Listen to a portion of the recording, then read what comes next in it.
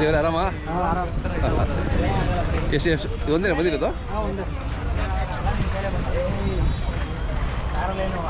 ಅಪ್ಪರು ಬಂದಾರ? ನೀವೇ ಬಂದ?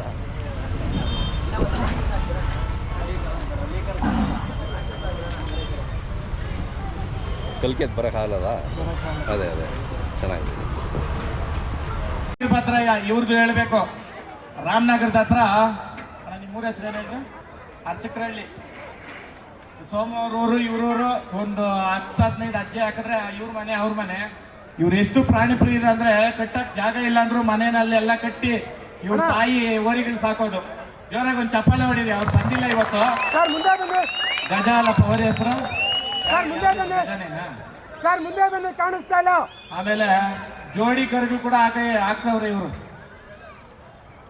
ಯಾವ್ದು ಗಜ? ಹೌದಾ? ಒಂದು ಕಾಲದಲ್ಲಿ ವಯಸ್ಸಾಗಿದ್ದಾಗ ಇದು ಇದ್ದಿರ್ತಕ್ಕಂಥದ್ದು. ಇದು ಫೋಟೋ ನನಗೆ ಬ್ಯಾನರ್ ಅಲ್ಲಿ ಇರೋದು. ಚಪ್ಪಾಳೆ ಹೊಡಿಲಿ.